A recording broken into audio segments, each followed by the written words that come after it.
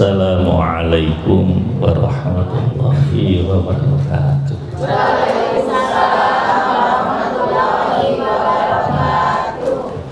Alhamdulillah alladzi khalaqal mauta wal hayata liyabluwakum ayyukum ahsanu amala. Asyhadu an la ilaha illallah wahdahu la syarikalah wa asyhadu anna sayyidana Muhammadan abduhu wa rasuluhu la nabiyya ba'dah.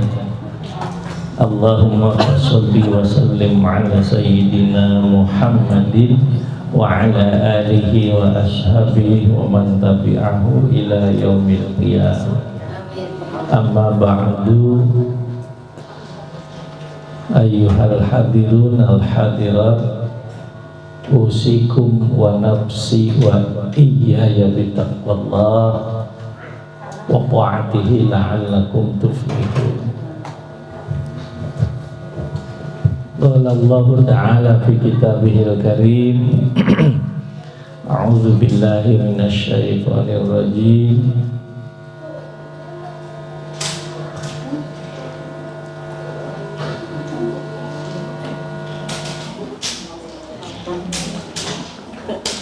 Wailul likulli humazatil alladzi jama'a malan wa yahsabu anna malahu al-ayat. Wa qala Allahu aidan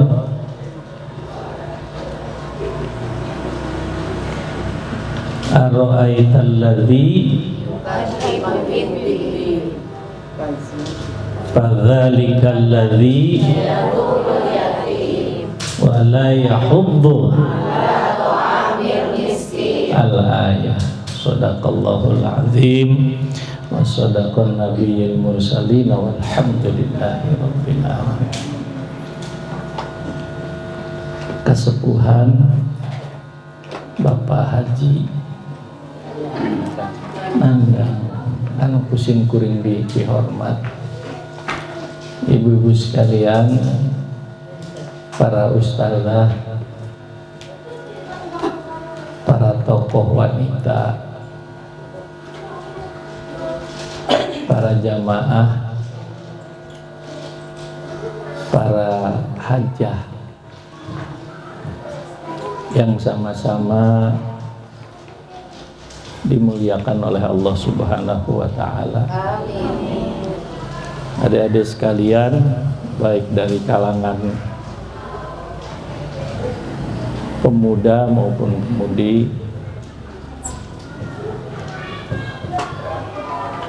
puji syukur mari kita sama-sama panjatkan kehadirat Allah Subhanahu wa ta'ala yang atas perkenannya alhamdulillah pada hari ini saya pribadi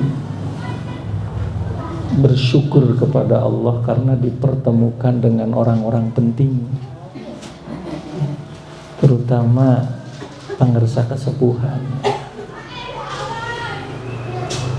Dan mungkin beberapa waktu yang lalu saya tidak yakin bahwa saya bisa bertemu di sini dengan ibu sekalian.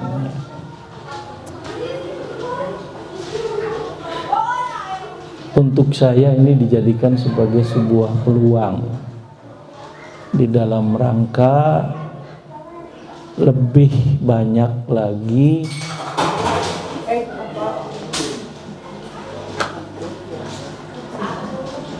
saudara, lebih banyak lagi teman, lebih banyak lagi sahabat, lebih banyak lagi partner di dalam rangka bersilaturahim.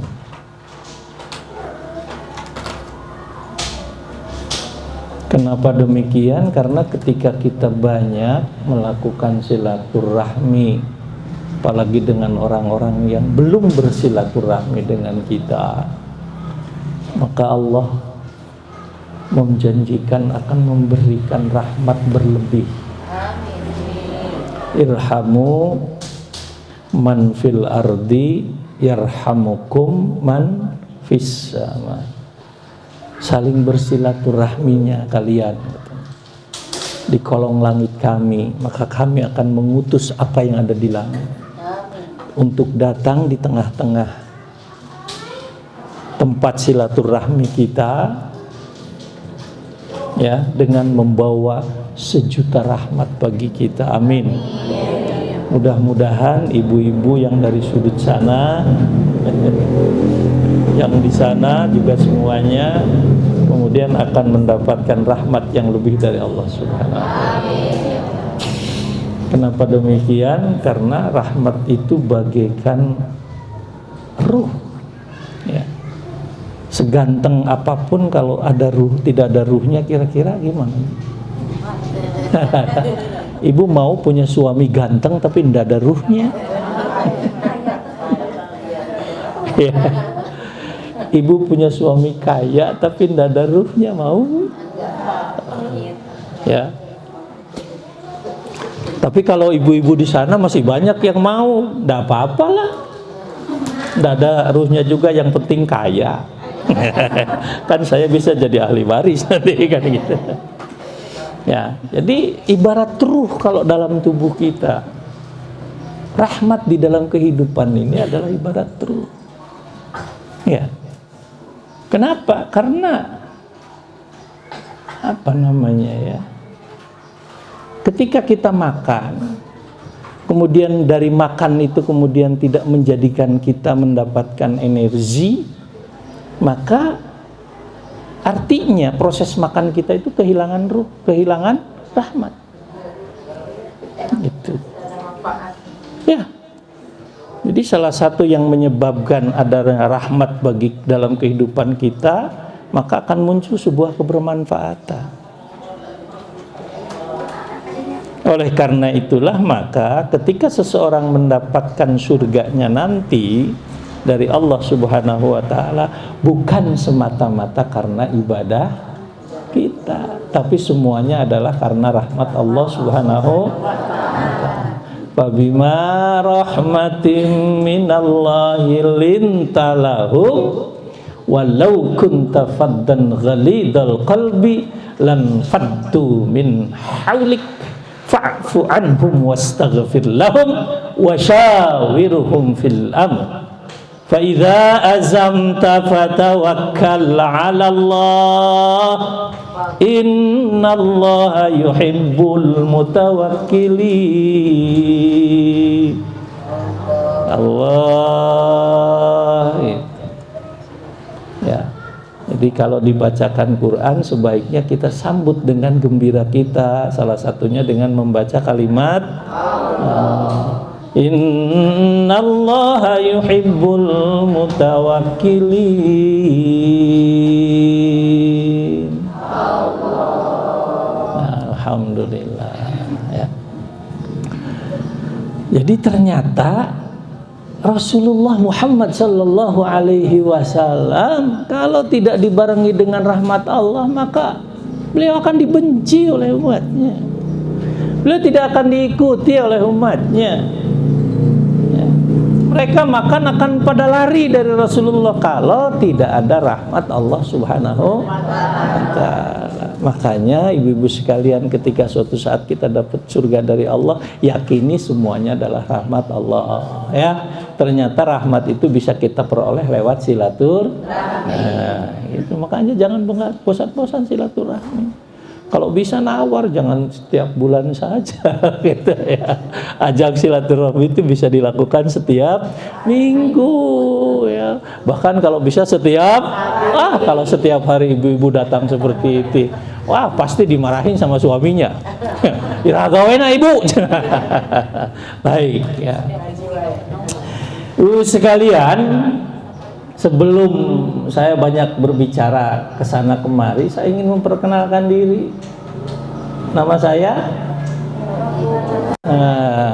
gitu. Ya, ini mah cuma embel-embel aja lah. Itu mah papais, Papai Sukul ya. Kenapa di sini pakai H? Karena saya pernah melaksanakan haji ya. Ya, padahal saya juga sering sholat. Kenapa tidak dipakai HS? Haji sholat. Kenapa ya? Oh, karena kalau sholat kan bisa dilaksanakan di mana-mana. Sedangkan haji itu dalam 1 tahun cuma 1 kali. Apalagi kalau kita sekarang kan dihadapkan pada waiting list. Ingin haji tidak bisa kita langsung. Kecuali Menteri Agama. Atau kecuali Pak Ridwan Kamil. Mungkin bisa tiap tahun berangkat. Kenapa? Karena dapat fasilitas kuota khusus. Kalau kita orang pengajian tidak dapat kuota khusus. Iya, nggak dapat. Menunggunya berapa lama? Oh, makanya karena susah melaksanakan ibadah haji, belum lagi di sananya harus bermukim selama 40 hari. Makanya pulang dari sana namanya ditambah. Jadi gitu. Ya, enggak apa-apa. Ya, enggak apa-apa. Kalau ada yang nyebut ke saya Haji Mumuh, mah enggak apa-apa. Ya, jangan kemudian pulang dari haji enggak ada yang nyebut haji, marah-marah. Kok ngerti banget, saya sampai jual sawah tahu, pengen ke Mekah, pulang dari sana enggak ada yang mau nyebut haji. Waduh, kok marah-marah. Ya. Kalau yang sebelah sini ini juga paes-paes. Ya. Kenapa? Karena saya pernah ikut kuliah. Itu, ya. Dulu pernah ikut kuliah S1 di mana? Di UIN. Kalau namanya sekarang UIN. Dulu IAIN. Situ saya. Itu. Kemudian itu S1-nya, S2-nya saya berubah kemana? Ke pendidikan. Ya. Pendidikan. S3-nya juga sama di pendidikan. Makanya ada ininya. Tapi ini tuh berbasis sertifikat. Jangan kemudian pakai ini tapi tidak punya sertifikat. Ya, apalagi kalau S3 min disertasi. Ada S3 yang min disertasi. Saya sempat kuliah S3 tapi belum nyusun disertasi. Yang nggak bisa jadi ini. Ya, 2 ininya. Kalau yang belum nyusun disertasi, doktoran. doktoran gitu. Bukan dokter. Beda, upami dokter mah dekna kecil. Eta mah spesifikasi keahlian di bidang kesehatan. Makanya kalau yang yang dokter sudah ikut program S3 di kuliahnya disebutnya dokter gitu. Ya. Asal jangan 2, jangan doktoran. Ya. Kalau ada juga dokteran, sama bodoh-bodohan. Itu, ya. Nama saya Mumuh Munaim. Bagus nggak? Bagus. Masa tuh nyebut jelek? Artinya nama ini sudah sesuai dengan apa yang dikehendaki oleh Rasulullah. Kenapa? Karena tugas orang tua terhadap anaknya salah satunya adalah ayuh sinusmu, berikanlah nama anakmu dengan nama yang gitu. Baik menurut agama, baik menurut beragama, menurut budaya bagus ya. Dari kemasyarakatannya bagus, dari sisi agama bagus gitu. Ya. Jangan di mana lahir? Cilengkrang. Siapa namanya? Mick Jagger. Masa itu? Ya, lahir di Cilengkrang dikasih nama Mick Jagger. Kan itu cocok. Tidak cocok kan? Cocok lah. Ayo sinusmu berikanlah nama yang baik. Sudah memberikan nama yang baik? Silahkan, banyak sekali nama-nama ya. Kalau bisa berusaha kita mencari nama buat anak itu jangan meniru orang barat. Ya, harus niru kepada tokoh-tokoh yang ada dalam ajaran Islam. Dalam agama Islam banyak sekali tokoh ya. Banyak sekali. Ingin tahu contoh nama yang baik? Ingin tahu? Ini Iya, kenapa? Karena Munaim ini punya arti. Ya. Jadi ibu-ibu hati-hati kalau dikasih arti, kalau dia kasih nama, ngasih nama sama anak harus tahu artinya. Apalagi tanyakan kepada Bapak Kiai Endang, Pak Kiai apa? Pak Nandang, ya Pak Kiai Nandang. Coba tanya. Dulu itu orang tua kalau mau ngasih nama hitung-hitungan. Dihitung abajadun, hawajun sampai nama anak bapaknya siapa? Pak Haji Andang. Oh, tulis. Ibunya siapa?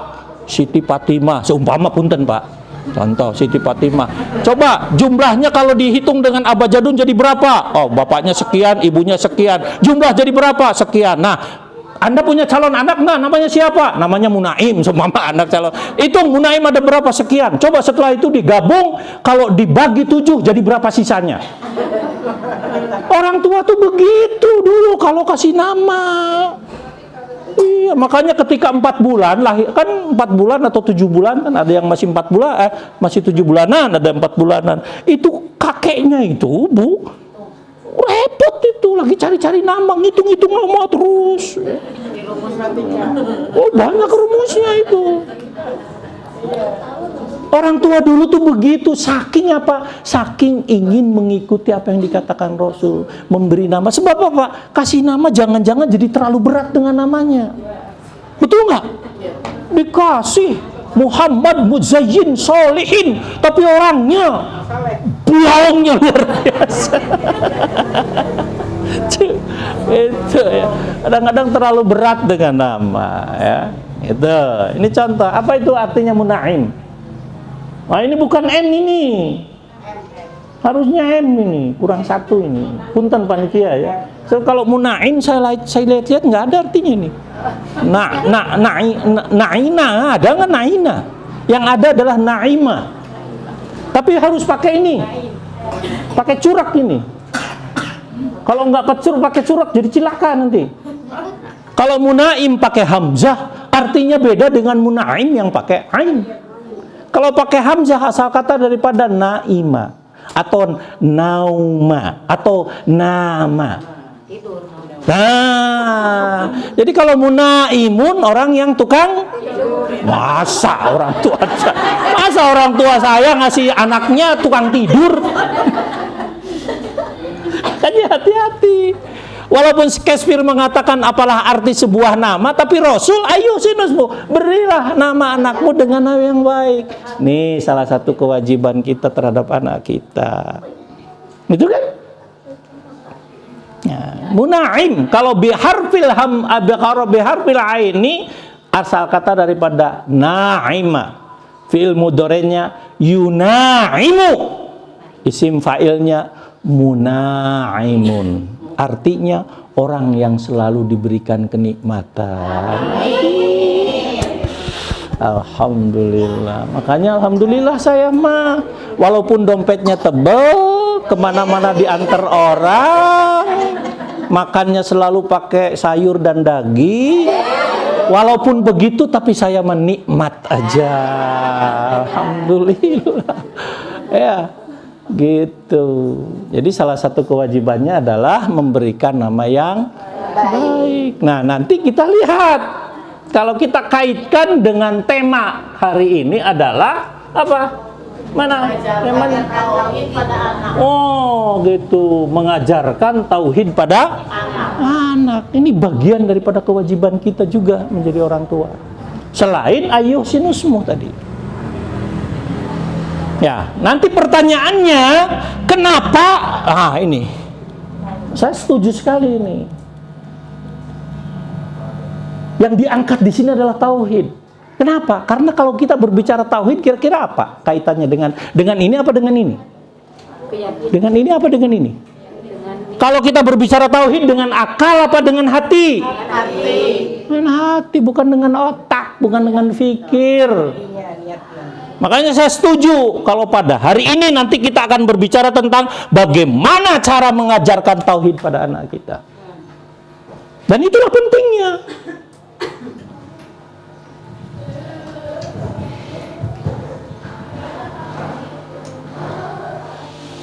Pertanyaan saya, Coba. Kalau ini wadahnya di mana nih? Tempatnya di mana? Di hati apa di otak? Di hati.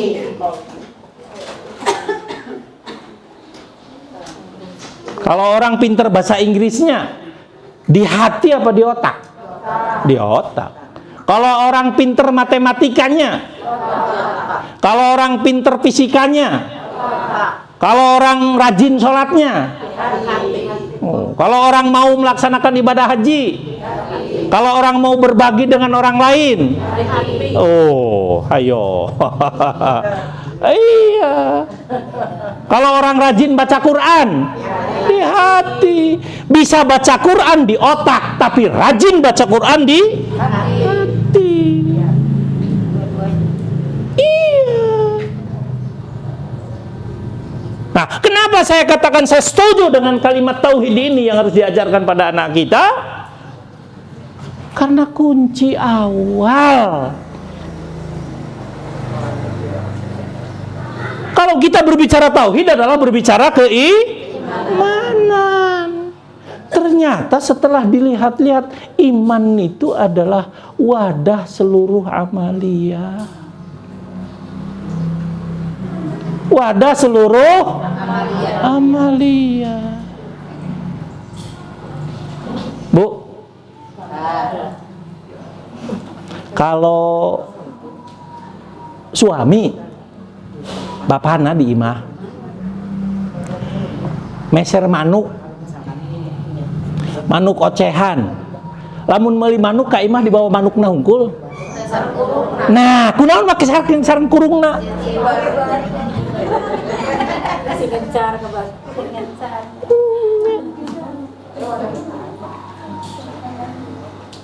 Lamun meuli manuk kudu jeung kurungna, tong manukna wae.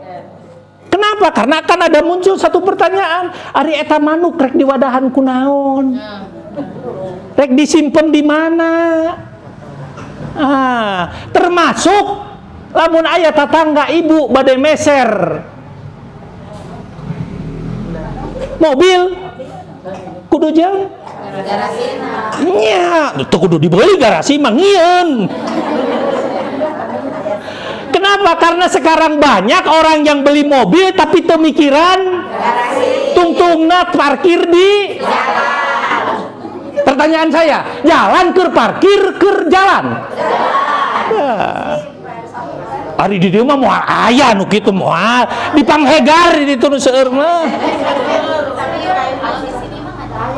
Nggak ada di Cilengkrang. Saya dari tadi naik motor ke sini lancar, nggak ada yang parkir di jalan. Maksudnya di jalan leutik, di jalan gede mah loba. Padahal jalan itu fungsinya untuk jalan. Oh iya dong. Sekarang kalau kita bikin jalan fungsinya untuk jalan.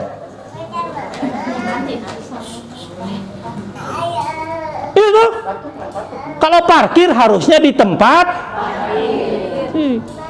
Nah, ini jadi mewabah di mana-mana. Kenapa? Beli mobil tapi pemikiran garasi.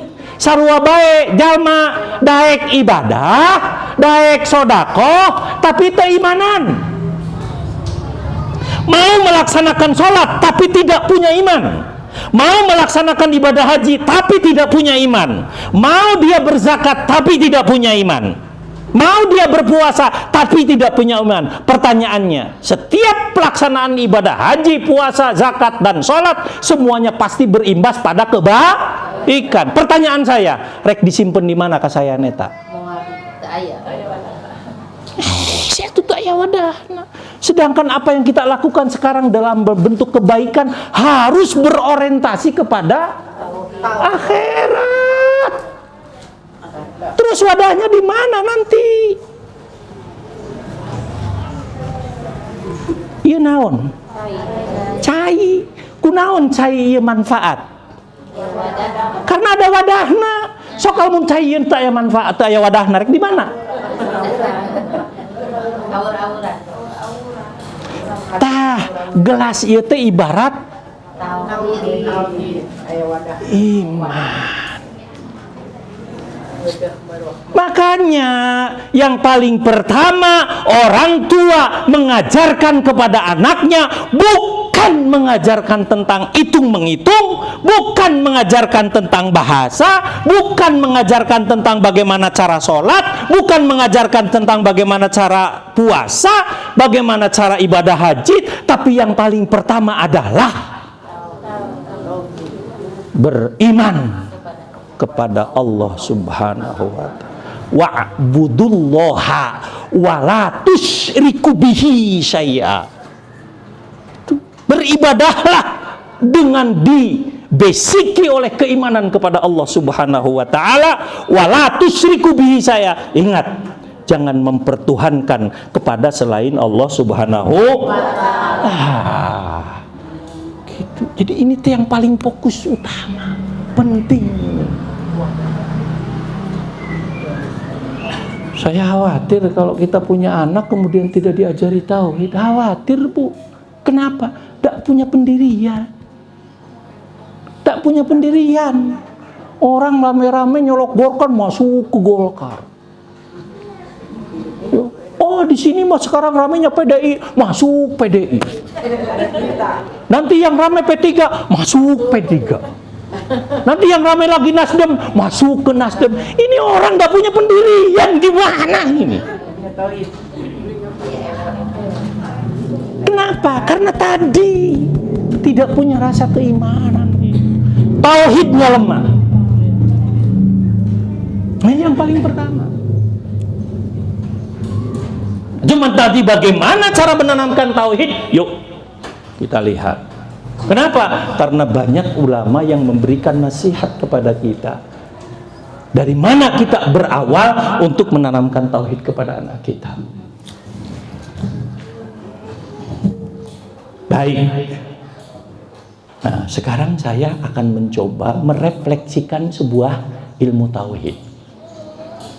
Bu.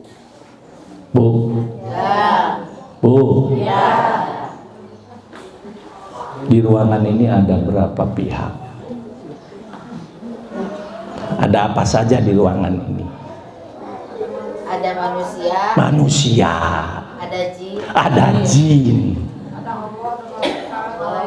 Ada malaikat. Udah, ada Allah. Terus ada lagi, ada kursi. Ada tukang ini. Ada kameramen. Kan gitu, betul?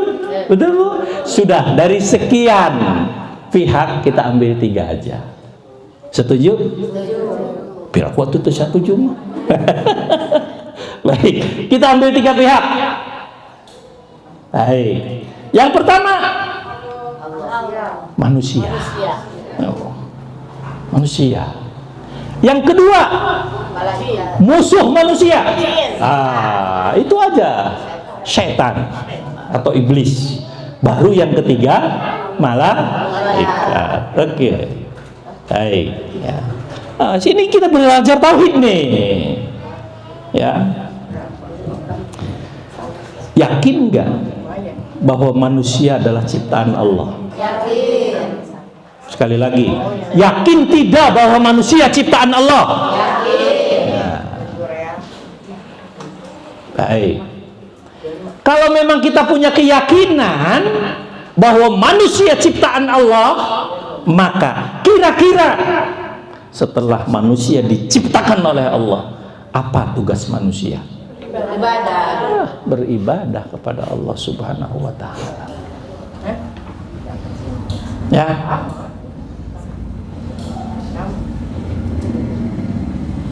Kata Allah teh,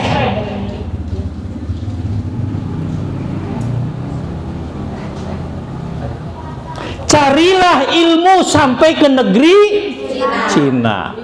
Artinya mencari ilmu itu sebuah kewajiban. Berarti bapak dan ibu datang ke sini itu sedang melaksanakan kewajiban. Kenapa? Karena mencari ilmu. Baik, ya. Kemudian setelah datang di sini, kewajiban ibu apa? Apa? Kewajiban ibu apa? Mendengarkan, jangan ngobrol. Itu? Jadi kewajiban ibu-ibu yang hadir di sini adalah mendengarkan. Kalau ngobrol nanti tidak ada manfaatnya apa yang saya sampaikan. Jadi jelas tugas manusia datang ke tempat atau ke majelis ilmi adalah mendengarkan. Nah, catat, yakin. Kenapa? Karena mendengarkan dalam pelaksanaan pengajian itu bagian dari kewajiban. Wajiban. Ya, catat. Kemudian yang kedua, di ruangan ini ada iblis. Ada iblis. Ada iblis. Itu musuh manusia. Tugasnya apa? Menggoda. Nggak ada. Coba tinggalin caket tembok pasti. Iya. Itu digoda teh ku iblis, dikaleketek wae itu teh. Ya. Aya nu cilincing cat teh tara daek cicing. Sami tah nuju tipain oge buta nu diklat teh Bu. Aya teh nu digoda ku iblis teh. Cilincing cat we deui kacai. Balik deui, can naon kacai deui. Naon dicolokan teh ku iblis teh. Ulah we ngadengekeun pangajian teh. Jadi tugasnya iblis apa? Menggoda manusia. Itu. Kenapa iblis inginnya menggoda manusia? Biar punya teman nanti.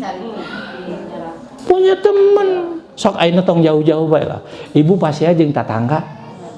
Pasti ibu teh kan ngomong ka ditu ka dieu. Nya teh. Bari jeung ngagogoreng tatangga urang, ngaluskeun diri sorangan. Maksudna kumaha? Supaya lo babalan urang. Bari jeung tang tentu bener kan urang kan? Belum tentu benar kita kan? Iya, pokoknya mau urang teh kumaha we carana. Bari jeung mah urang ginang ngobrol teh. Supaya banyak yang pro ke kita kok. Lah ya iya, padahal belum tentu. Ternyata tuh beda jeung iblis begitu.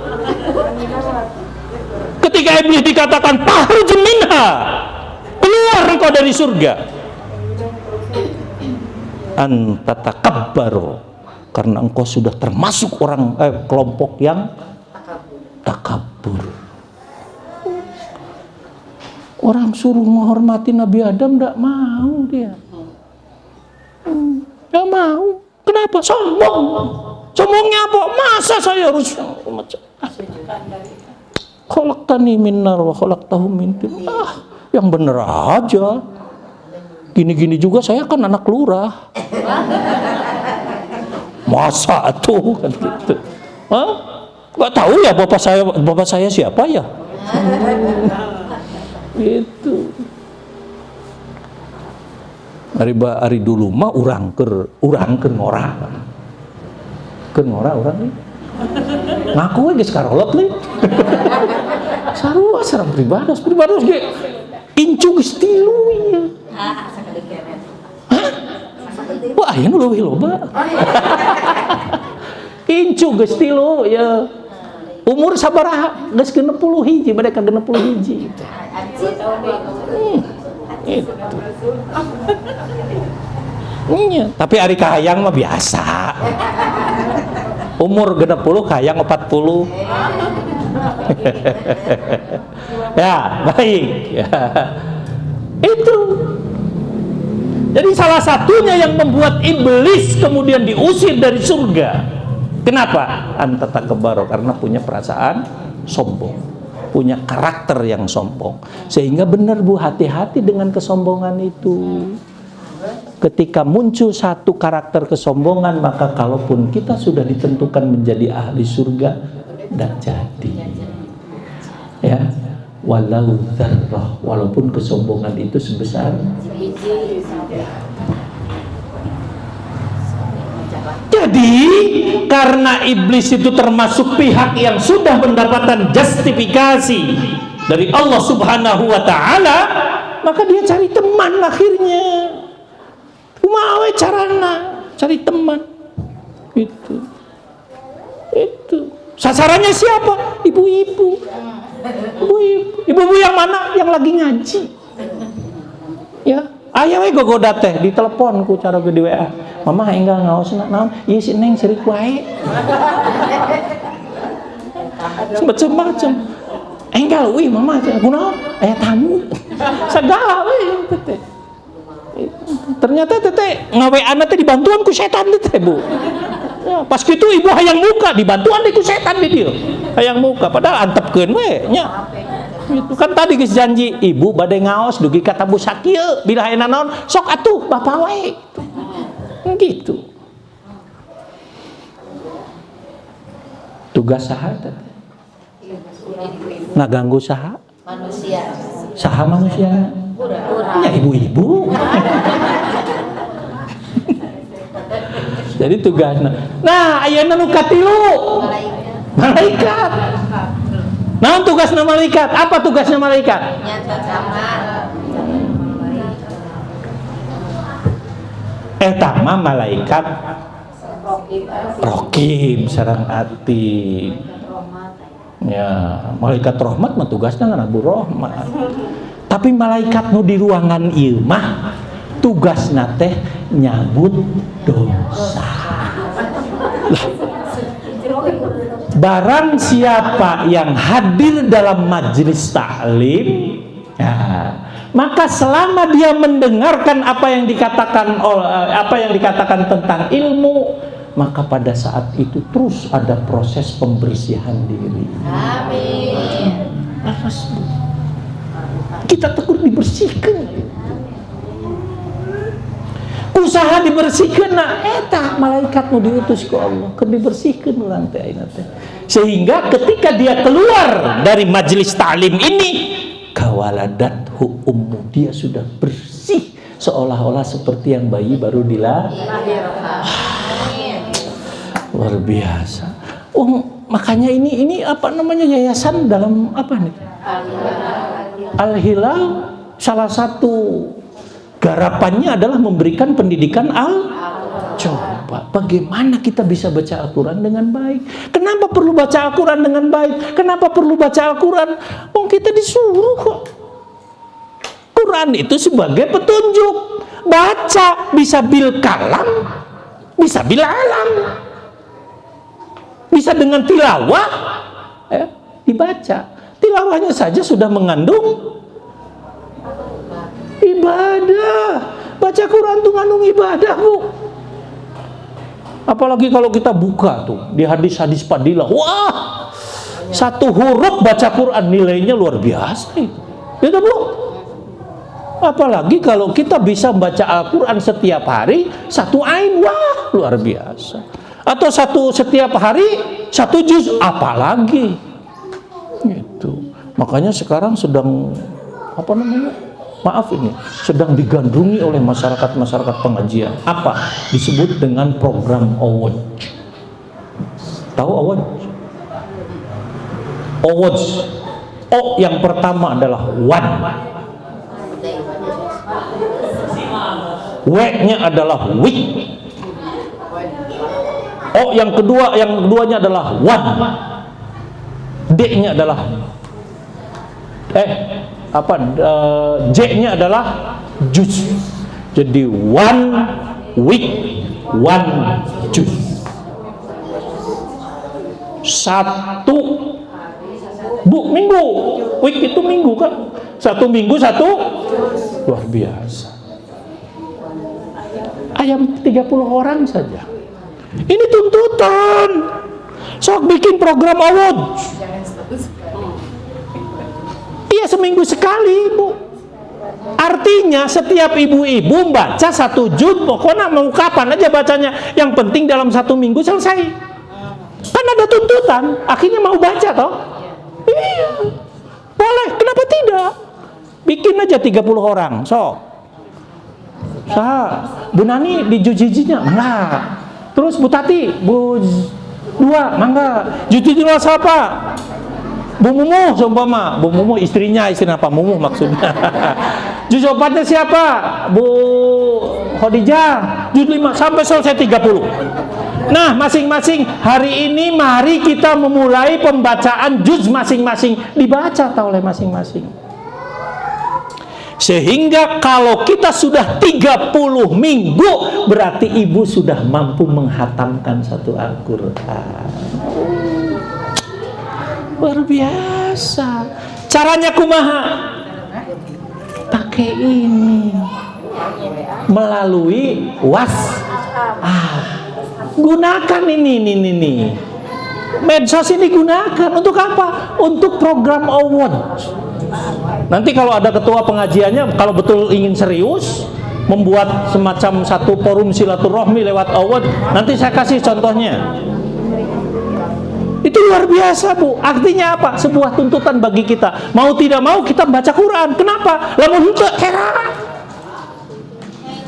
Kenapa? Karena adminnya sudah ngomong, halo dengan Bu Tati, iya, Ibu besok mulai khataman ya. Oh iya, saya belum baca, akhirnya dibaca malam hari itu banyak baca.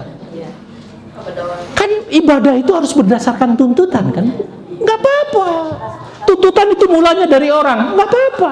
Tapi yang jelas bagaimana itu sebuah pembelajaran. Kenapa? Karena proses pembelajaran itu penting.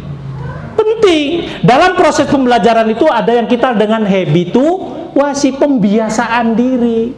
Makanya ada istilah Sunda, ala bisa karena gitu. Nantinya mula-mulanya benar 1 minggu itu berat sekali 1 juz itu. Tapi lama-kelamaan insya Allah. Bahkan mungkin yuk kita cari lagi, bikin lagi 1 grup lagi ya, biar yang ini ada, tapi bikin lagi 1 grup sampai begitu, Bu. Ya, kami di Panghegar itu sudah memasyarakat sekali, Bu, yang namanya Awards. Ada yang 1 orang itu sampai 10 grup. Artinya dia dalam 1 minggu itu berusaha bisa menghatamkan 10 juz.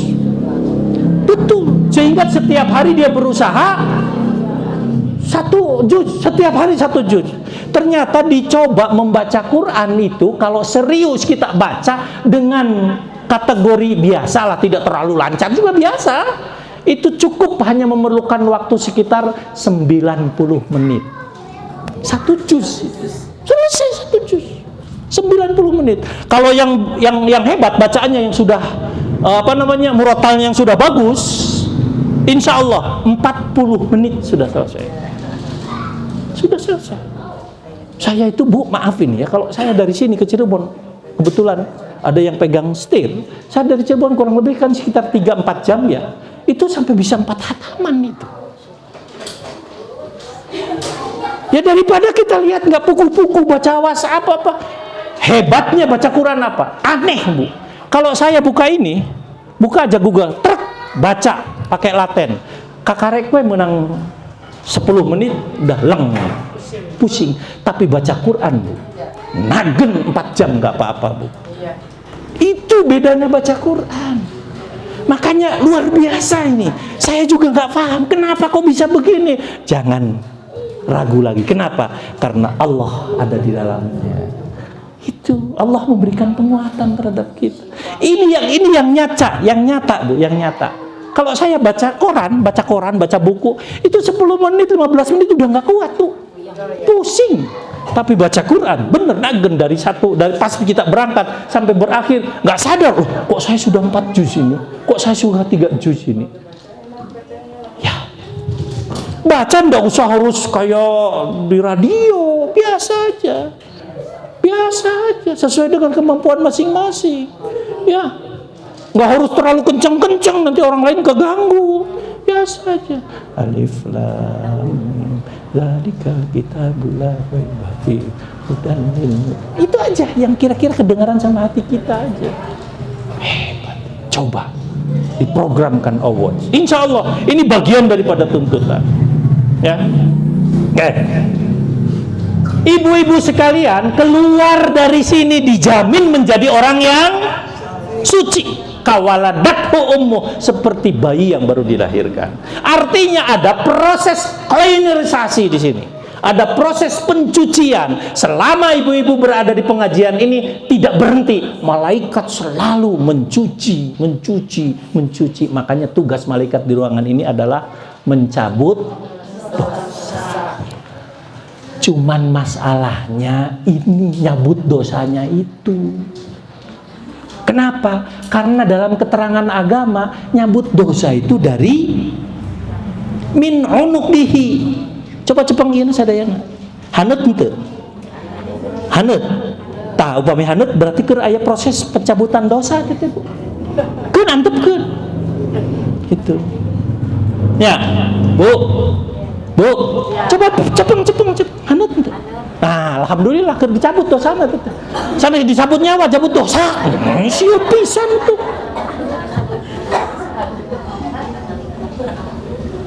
Dicabut dosa. Kumargi dicabutna teh tina ieu, berarti otomatis di mana dicepeng ku malaikat kitu kan rada tungkul. Tah jadi lamun ibu-ibu ningali keur tungkul antepkeun. Antepkeun. Eta teh keur dicabut dosa, tong diganggu.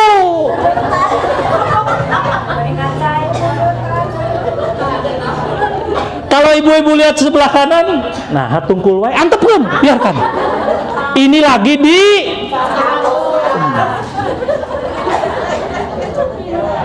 Cuman kalau ibu lihat lagi masih tungkul, lihat lagi masih tungkul, lihat masih tungkul, sampai akhir masih tungkul, biarkan. Cirinya apa itu? Bukan apa? Dosanya banyak orang itu. Jadi dicabutnya lila, aku sabab loba dosana itu. Maka jangan diganggu.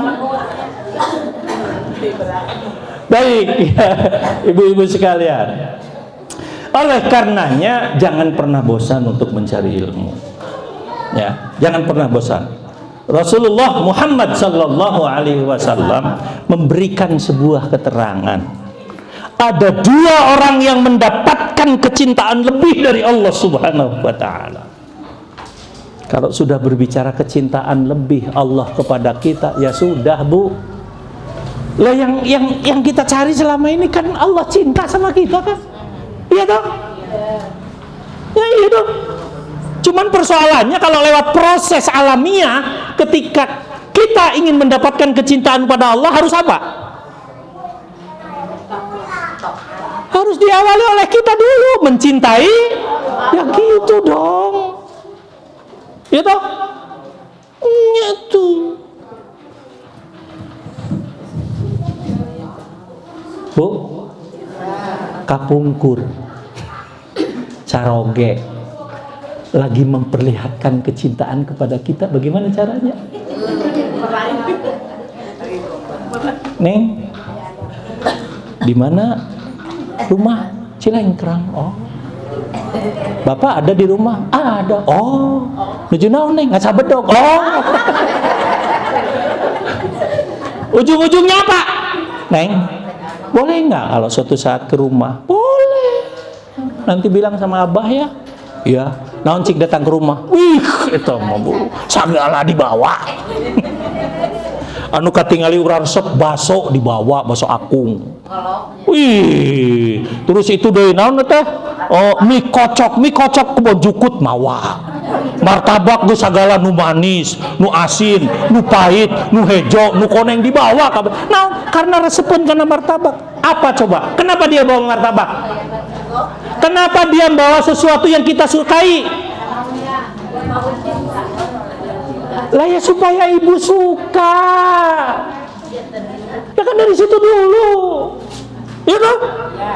Nggak mungkin sekonyong-konyong jadi resep. Wah, ada proses dulu. Ada proses. Ibu tahu cinta? Tahu cinta? Karasan teh aya rasa cinta. Karaos. Jika kumaha. Nah, nanti apa? Tuh.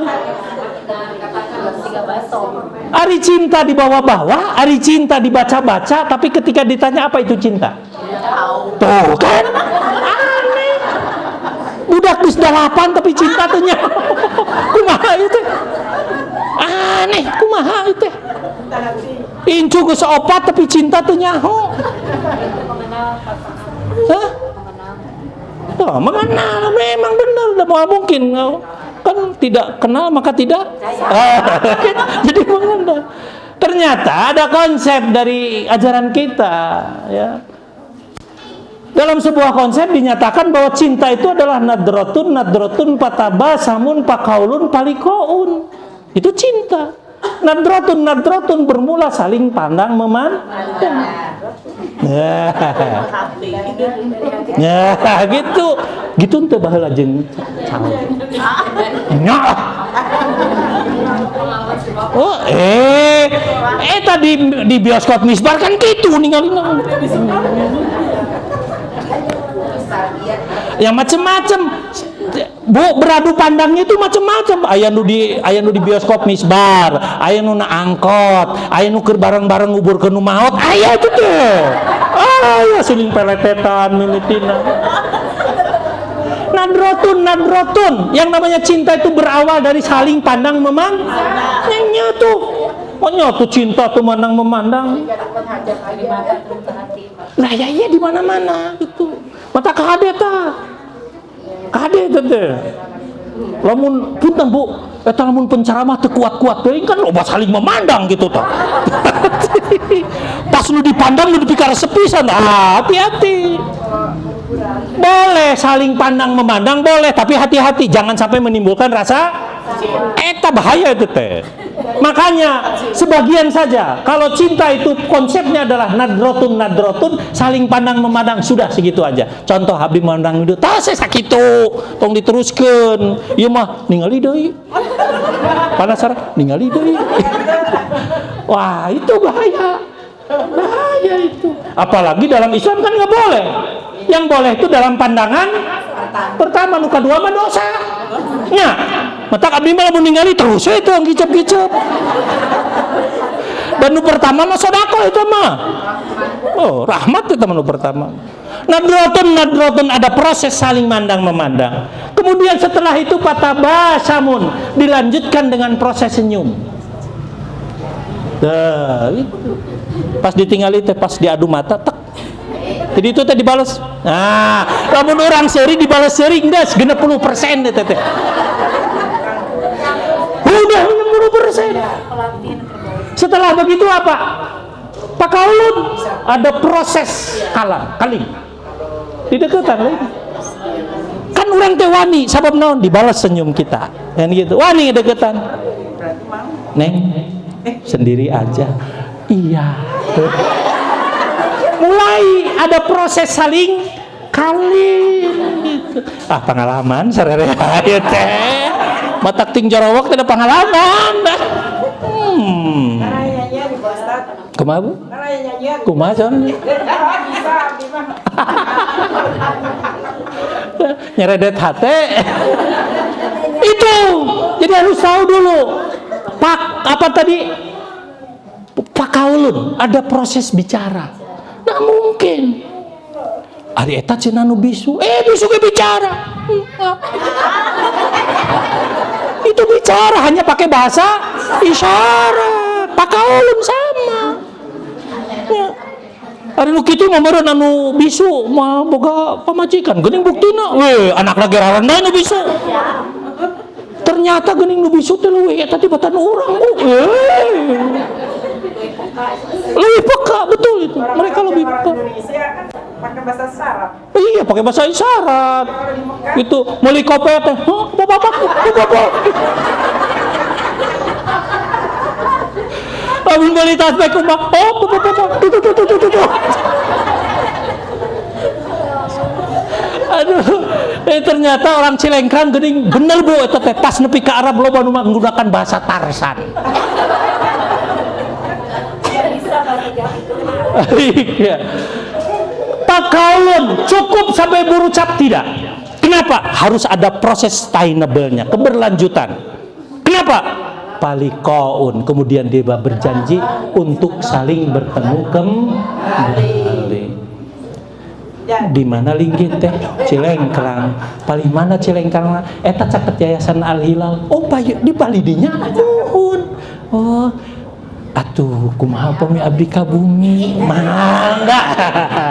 Pak upami geus secara kumaha upami abdi ka bumi mangga eta mah tos 130%. Itu cinta namanya. Ya. Jadi ada proses yang kita lakukan sehingga membuahkan sebuah. Nah, ternyata Bapak dan Ibu sekalian, yang namanya cinta itu ada proses habituasi. Termasuk membaca Quran.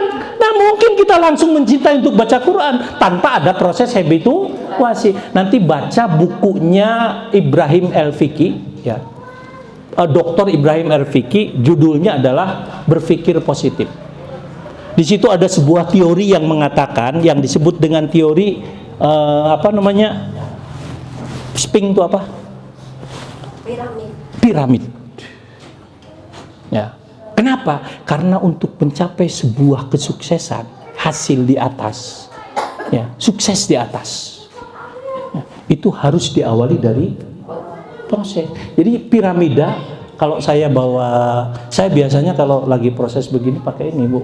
Pakai slide-nya. Di situ ada, Bu, teori piramida.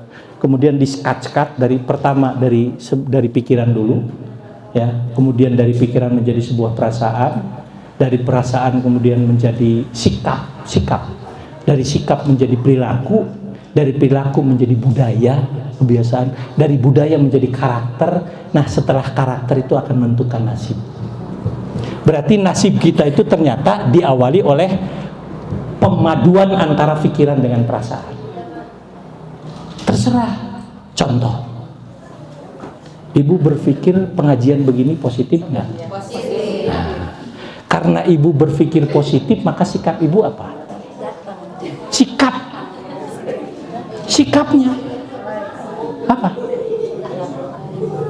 Menyenangi nggak pada pengajian? Senang kan? Senang tuh. Itu senang pasti sesuai. Iya toh, pasti udah pulang ini. Tapi karena senang, oke. Nah, setelah Bapak dan Ibu senang, kemudian apa? Perilakunya.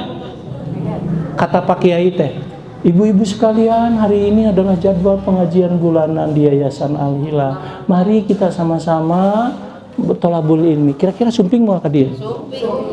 Perilakunya karena senang datang ke sini. Iya toh? Nah, karena nanti yang namanya mencari ilmu itu kemudian kita lakukan secara terus-menerus, lama-lama akan menjadi kebiasaan, budaya. Kesananya gipen, nggak usah dikasih tahu lagi. Sekarang tanggal sekian, biasanya bagian pengawasan di Al-Hilal. Yuk ibu-ibu. Walaupun Pak Kiai tidak ngasih tahu. Dan kalau itu sudah terjadi, maka lama-kelamaan akan menjadi karakter. Kalau sudah menjadi karakter, paripaosna, kata Pak Kiai juga, ibu-ibu tidak boleh datang, saya yakin ibu akan maksa datang ke sini. Kenapa? Karena ini sudah menjadi kebutuhan, karena sudah jadi karakter kita. Kemudian kalau sudah jadi karakter, itulah nasib kita. Berarti nasib kita adalah termasuk orang yang mencintai pengajian. Gitu. Itu dalam proses, ya. Nah, termasuk juga ini. Pengajaran tauhid kepada anak-anak itu harus ada proses habituasi, pembiasaan, itu, ya. Makanya perlu yang disebut dengan profil. Profilnya siapa? Guru. Nggak bisa kita belajar tauhid tanpa guru. Kalau belajar tauhid tanpa guru, nanti bisa menyimpang. Makanya harus ada guru. Guru siapa? Pas'alu ahla dzikri in kuntum la ahlinya. Ya. Kalau kita ingin belajar Al-Quran, ya di sinilah. Masa belajar Al-Quran di Borma? Masa belajar Al-Quran di Transmart? Ya di sinilah, di Yayasan Al-Hilal. Kenapa? Karena di sini ada proses pembelajaran Al-Quran yang dilakukan oleh ahlinya, dan itu tidak akan menyesatkan. Termasuk juga belajar tentang ilmu tauhid. Cari gurunya yang paham tentang. Kalau tidak, celaka nanti. Itu. Ya, anggap guru itu harus menjadi tokoh. Tokoh itu harus menjadi suri tauladan. Artinya menjadi role model. Nah, itu. Kenapa perlu ada role model? Kenapa perlu ada tokoh? Kenapa perlu ada guru dalam belajar ilmu tauhid? Kenapa? Kenapa? Ayo. Tapi ingat tokohnya harus yang baik. Tadi sekali lagi. Harus ahla dzikri in kuntum la ta'lamun. Kenapa? Karena murid cenderung bukan melihat apa yang dikatakan, tetapi murid cenderung melihat apa yang dilakukan. Yuk Bu, ke atas, tangannya semua ke atas, tangannya. Terus, nah nanti Ibu lakukan apa yang saya katakan ya. Jangan melakukan apa yang saya kerjakan. Terus ke atas. Oke, awas. Ayo, terus. Silakan, simpen di dagu Bu. Simpen di dagu. Terima kasih. Simpen di dagu Bu. Simpen di dagu Bu. Simpen di dagu Bu. Simpen di dagu Bu. Simpen di dagu Bu. Di dagu. Simpen di dagu. Di dagu. Di dagu. Ibu simpen di dagu. Tosnya banyak. Buktikan Pak. Ini. Heran saya. Orang Cilengkrang dagu sudah pindah ke sini. Gimana ini? Itu si ibu ini. Ibu simpen di dagu beki pagel. Ibu simpen di dagu beki pagel. Saru aja ibu itu tuh kerudung hijau tuh. Kok aneh, kenapa tambah kencang gitu?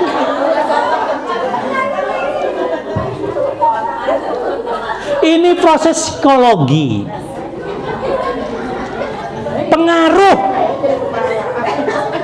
Kenapa? Karena saya katakan murid tidak akan melihat apa yang kita katakan, tapi murid akan melihat apa yang kita lakukan. Betul Bu? Bu simpan di dagu Bu.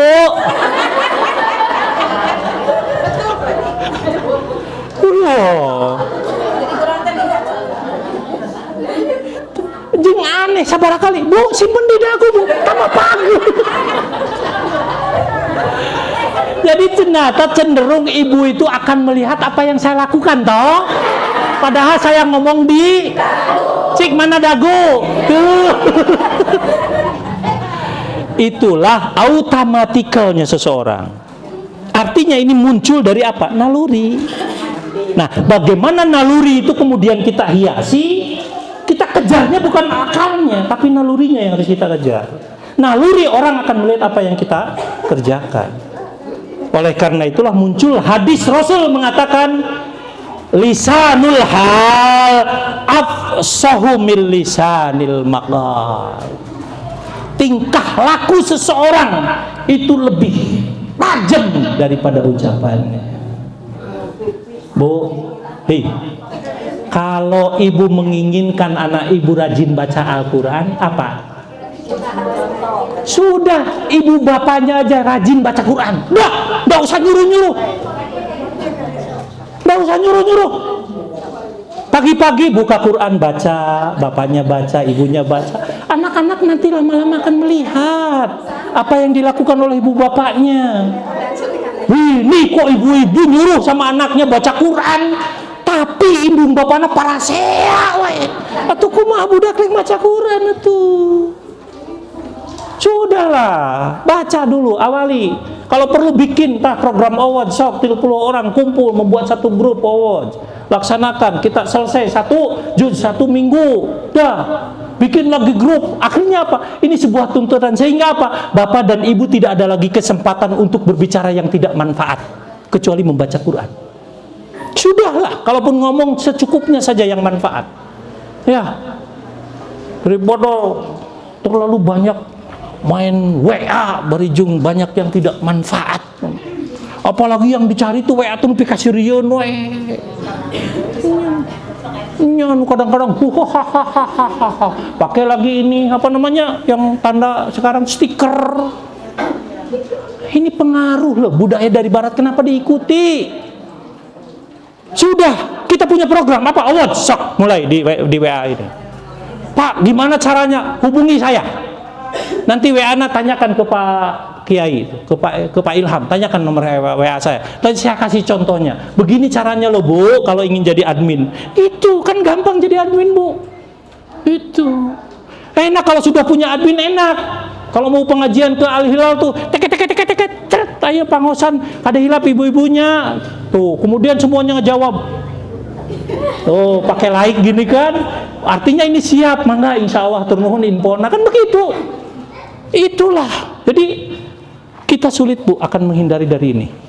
Kenapa? Karena ini sudah menjadi bagian daripada menjadi bagian dari wasilah kehidupan kita. Kita sulit menghindar. Nah, oleh karenanya bagaimana yang namanya gadget itu kita manfaatkan untuk hal-hal yang itu salah satu melawan budaya asing datang ke kita. Ini adalah salah satu upaya dalam rangka melawan kuatnya IT sekarang. Si kita nggak bisa menghindar dari IT, apalagi maaf Bu, negara Jepang itulah yang mensponsori tentang revolusi industri 4.0. Coba, itu Jepang.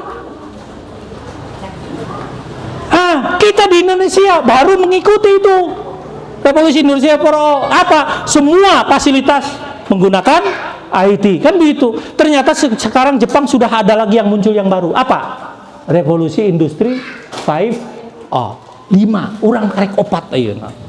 Jadi kita tidak bisa menghindar dari ini. Nah, bagaimana caranya? Karena di rumah sekarang, Ibu rata-rata ada berapa di rumah? Ini dia aja di rumah ada. Aya sabaraha berarti? Eta teh lamun bager satu orang satu, biasana ibuna hayang 2. Bapakna pengen 3. Biasana rata-rata. Ini tuh sudah lebih kebutuhan daripada motor, betul nggak? Sok Ibu sekarang cari di rumah-rumah motor, minimal itu yang keluarganya ada 4, minimal motor itu 4 Bu. Iya itu. Dan inilah kondisi yang sesungguhnya.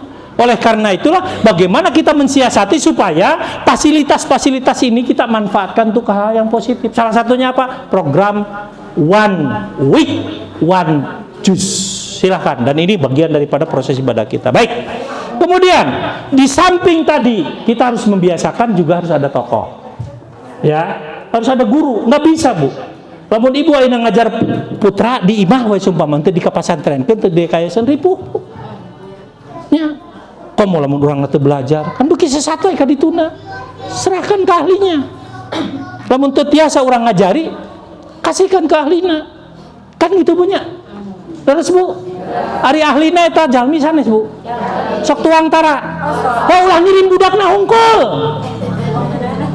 pikiran tak guruna geus dahar acan, ieu mau dipanghegar tapi sanes di dieu, budak teh dikirimkeun we terus ka pasantren ka masjid, bari jeung teu dipikiran ari nu ngajarna saha. Indung teh ujang mangkat cung ka ditu ka masjid, budak teh mangkat we tanyakeun aya guruna ujang henteu. Jadi nggak mau tahu, jangan. Sebab apa? Anak belajar itu harus pakai gurunya itu manusia dari malaikat. Lamun guruna malaikat betul nana untuk kudu tuang. Ari tuang di mana Bu? Itu yang harus kita pikirkan. Artinya dalam hidup ini harus mengandung proses mutualisme. Apa? Simbiosis mutualisme. Jadi apa? Saling menguntungkan. Kenapa? Anak kita dididik tauhid, berarti menjadi seorang santri yang hebat. Ya orang ikut mikiran, ari eta madrasahna guruna saha nu gaji. Tanyakeun ujang ka ditu ka Yayasan Al Hilal, ari eta guruna malaikat jelema, tanyakeun kitu, tanyakeun. Lamun malaikat geus teu kudu dipikiran, tapi lamun jelema mah wayahna pikiran, tanyakeun ka Pak Ustad itu. Pak Ustad, aduh beas teu gitu. Cek Pak Ustad dek tong ngemutan, abdi mah seueur beasna. Oh gitu, ari eta lauk asinna aya. Komo lauk asin mah abdi mah ti Pangandaran seueur. Gitu. Naon atuh Pak Ustad nu teu aya keur meuli sarung eueuh mah. Nah, itu bagian yang harus kita akomodir, difikirkan. Dengan cara apa? Lamun ku sorangan mah berat, tapi lamun rereongan mah Eta makanya cek Islam teh wa'tasimu bihablillahi jami'an wala tafarraqu. Bergabunglah membuat sebuah kekuatan, karena dengan cara bergabung kekuatan Anda akan bertambah. Ketika kita memiliki kekuatan dengan cara bergabung itu, maka insya Allah yang kita hadapi juga akan semakin ringan. Yang ketiga, bagaimana cara menanamkan tauhid ini? Jangan lupa aktualisasikan dalam kehidupan sehari-hari. Jangan cuma berbasis teori saja. Tadi kita berbicara tentang bagaimana si orang anak itu diberikan petuah-petuah tentang cerita. Bagaimana cerita Bilal dulu ketika dia berprinsip untuk mempertahankan tauhidnya itu, sampai dicemeti, ya, sampai tidak dikasih minum, sampai dijemur di tempat yang panas. Di Calengkrang mah panasnya sesabaraha di Mekah. Coba bayangkan, luar biasa. Coba pas bulan Juni itu, bulan Juni rata-rata kalau di Mekah, Madinah dan Armina itu sekitar 54-an. Panasnya, tapi tetap seperti itu. Kemudian bagaimana Umar bin Khattab ketika mencoba seorang anak yang sedang bergembala? Kata Umar bin Khattab, "Wahai jang, kadi benang eta ku bapak dibeli tah hiji mah domana." Teu tiasa. Nah itu bisa kan cak itu lobana dasarnya semua abdi ieu mah dudungan abdi cenah hiji dua mah moal katingali bura-bura hiji 100 ge moal katingali sakitu ayeubna mohon dudungan abdi mah teu ningali tapi Gusti Allah. Sampai di situ tersentak Umar bin Khattab, Allahu Akbar, campur gembira. Karena apa? Karena ternyata umatnya begitu hebat dia memiliki. Coba ceritakan hal yang gitu tika barudak teh gitu. Jangan hanya berbasis teori wae gitu ya. Insya Allah semakin lama dengan cerita-cerita itu, dengan penanaman dan diaktualisasikan dalam kehidupan sehari-hari, ya, bagaimana tentang kemahagaiban Allah, bagaimana tentang wujudnya Allah, dan itu semuanya diyakini bahwa segala sesuatu yang dilakukan ketika seseorang itu berbuat kebajikan, maka saya yakin balasannya adalah kebajikan. Ketika seseorang itu berbuat keburukan, maka balasannya juga akan keburukan itu. Dan itu semuanya yakinkan pada anak kita, ya. Itu salah satu. Insya Allah ketika itu kemudian dilakukan berbasis pada aplikasi, lama-kelamaan anak kita akan ada kelihatan sebuah perubahan. Saya kira demikian, ibu-ibu sekalian. Saya tadi paham sekali ketika Pak Kiai datang ke sini, artinya waktu saya sudah berakhir gitu ya. Tapi karena ada satu hal yang memang belum tuntas ya, terus terang yang terang orang Cilengkrang ararapan teu daguna teh di mana? Ternyata benar teh ararapan. Kan eta hungkul penasaran. Saya kira demikian ya, mudah-mudahan Allah senantiasa memberikan kekuatan perlindungan kepada kita sehingga apa yang kita inginkan terkait dengan peningkatan ibadah dalam rangka mendekatkan diri kita kepada Allah Subhanahu wa taala, yang puncaknya adalah untuk meningkatkan ketakwaan kita, kemudian Allah senantiasa memberikan kekuatan sekali. Amin ya rabbal alamin. Mari kita sama-sama berdoa ke hadirat Allah Subhanahu wa taala. Allahumma shalli wa sallim ala sayyidina Maulana Muhammadin wa ala alihi wa sahbihi ajmain. Amin. Allahumma ya rabbal alamin. Bismillahirrahmanirrahim. Allahumma shalli ala Muhammadin sholatan tunjina biha min jamil ahwalil afat wa taqaddilana jami'al hajat wa tutahhiruna biha min jami'is sayyi'at tarfa'una biha indaka a'la darajat wa tuballighuna aqsal ghayat min jamil khairatil hayati wa ba'dal mamat. Allahu khairun hafiz warhamur rahimin. Hasbunallahu ni'mal wakil, ni'mal maula wa ni'man nasir. Wa la haula wa la quwwata illa billahil aliyyil azim. Allahumma inna nas'aluka al-'afwa wal 'afiyata al-mu'afata ad-da'imah fid dini dunya al-akhirah. Rabbana atina fid dunya hasanah wa fil akhirati hasanah wa qina adzabannar wa adkhilnal jannata ma'al abrar ya aziz ya ghaffar ya rabbal alamin bi rahmatika ya arhamar rahimin walhamdulillahi rabbil alamin. Nas'alukal ijabah bi barakati ilmil Qur'an. Al-Fatihah.